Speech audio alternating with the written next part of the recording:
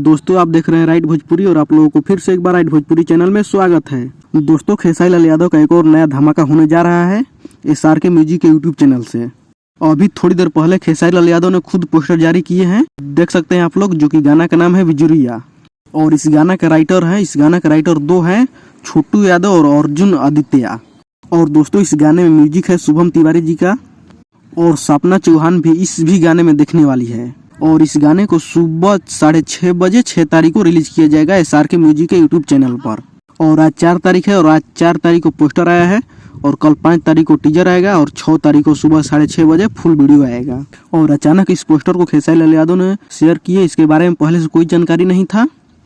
और दोस्तों इसके पोस्टर पर भी लिखा है नया साल और नया धमाका, यानी बहुत ही बवाल गाना होने वाला है, जिस गाना का नाम है बिजुरिया। और दोस्तों इस गाना को खेसारी लाल यादव के साथ कल्पना ने गाई है, जो कि बहुत ही बवाल गाना होने वाला है। आप लोग इसके लिए कितने एक्साइटेड हैं कमेंट करके जरूर बताइएगा। तो चलिए इस वीडियो में इतना ही, मिलते हैं किसी अगली वीडियो में, तब तक जय हिंद जय बिहार।